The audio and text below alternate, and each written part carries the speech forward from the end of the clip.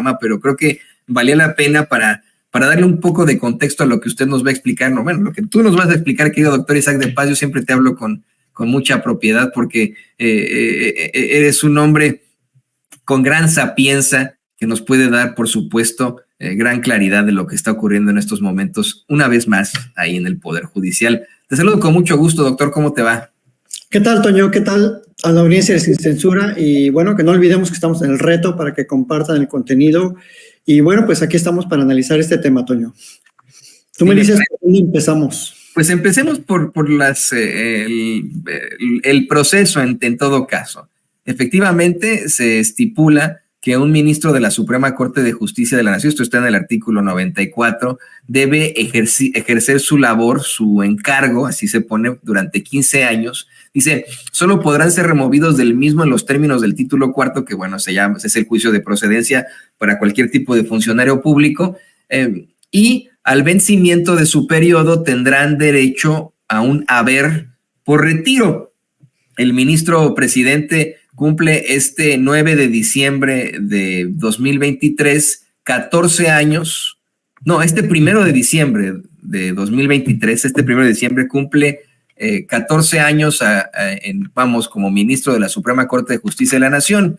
El argumento, querido doctor Isaac de Paz, tú como constitucionalista y jurista nos puedes dar claridad sobre esto. El argumento de la ultraderecha, de la oposición, de los conservadores, con tal de evitar que el ministro se una a la campaña de Claudia Sheinbaum, es que no hay una causa grave para que se separe de su cargo. Esto está contenido, si no me equivoco, tú me vas a corregir aquí, pero lo revisé hace un rato, me parece que está en el artículo 98 constitucional, que estipula que solamente por una causa grave se podría retirar del cargo. Y fue lo que planteaba muy temprano en la conferencia mañanera la corresponsal de Reforma, Claudia Guerrero, hasta en un tono, si me lo permites, de enojo. Le preguntaba así, a bote pronto, a grito pelado en la mañanera a Claudia Guerrero de Reforma al presidente. ¿Y cuál es la causa grave, presidente?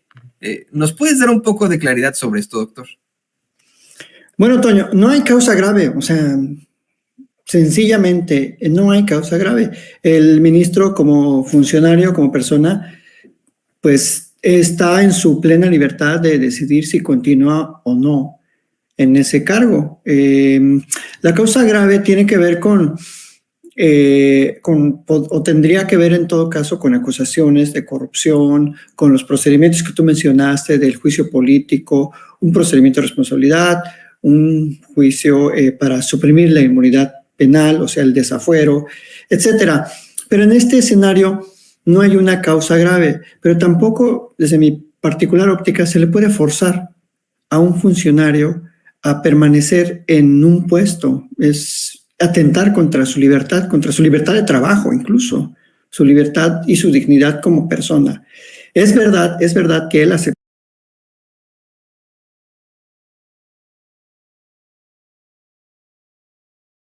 y le responde a la Constitución. Tiene muchísimos detractores que desafortunadamente no conocen la mayoría de las decisiones importantísimas que desde antes de la 4T, desde antes que existiera Morena, ojo, desde el 2009 cuando entró, su primer proyecto fue para dar justicia y reparación integral a las niñas y niños, a las víctimas, a los familiares de la guardería ABC. No existía Morena, no existía la 4T, no existía todo esto que ahora se le achaca, se le acusa de pertenecer casi a las filas de Morena.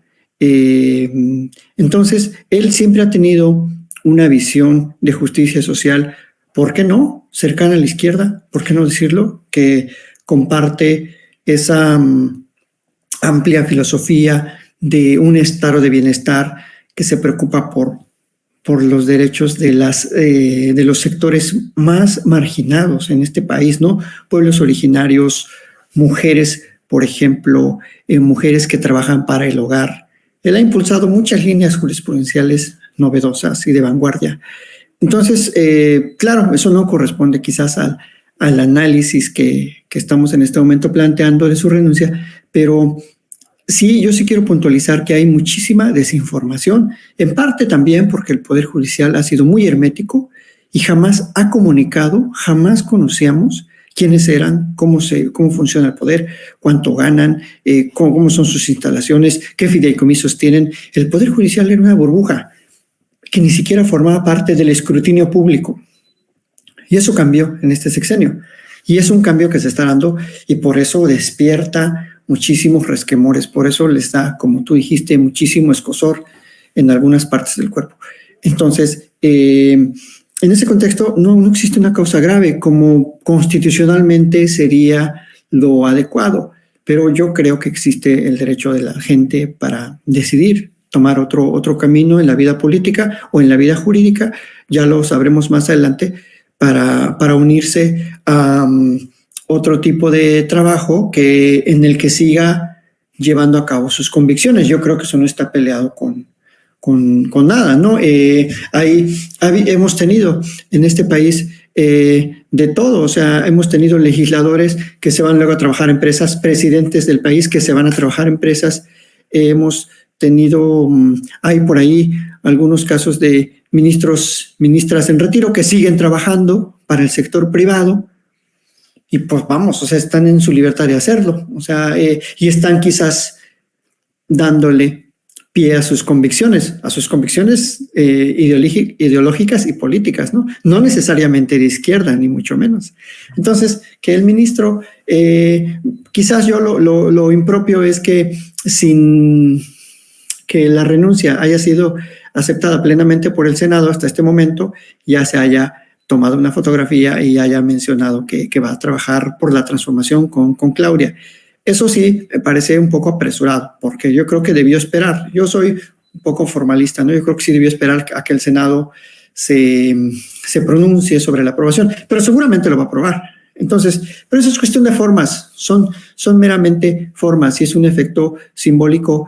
Y creo que también lo hacen para evitar las filtraciones y las especulaciones de esta prensa derechosa, como tú mencionas, que todo le da escozor. Entonces, yo creo que esa es la razón. Yo en su lugar hubiera esperado un poquito más, un día más, 2 días, pero iban a surgir 20,000 especulaciones de por qué se va y a dónde se va, o si lo corrieron, o si se peleó con sus compañeros y compañeras ministras. La prensa, parece, Toño, la prensa, el grueso de la prensa en México parece más como prensa carroñera, prensa como del espectáculo, como si estuvieras viendo a Adela Micha, a Pati Chapoy, a todos esos analizando la realidad, que de hecho creo que ya lo hacen, ¿eh?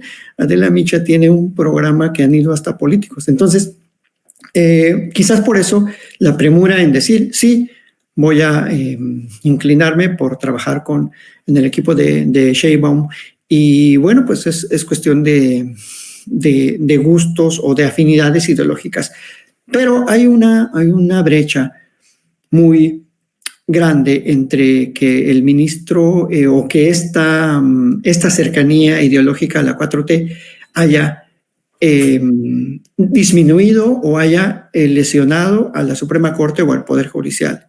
Creo que no, creo que cada juez tiene sus convicciones ideológicas y políticas y las plasma muchas veces en sus sentencias y también cuando no las plasmas, bueno, pues también es una forma de impartir justicia sin ninguna convicción. Hay jueces que simplemente emiten sentencias sin ninguna convicción o ni siquiera las firman ellos, pero quizás alguien más se las hizo, su secretario o su secretaria. Entonces, esto lo saben en el Poder Judicial, pero bueno, les ha caído muy mal esa cercanía, esa visión clara, esa capacidad de comunicación. Y bueno, a muchos no les gusta que sea tiktokero, que vaya a conciertos. Bueno, yo creo que la gente es libre de tener sus convicciones. Si a mí me gusta Bronco y voy al concierto en honor a Ponichoche, pues sí que, ¿no? ¿A quién le importa?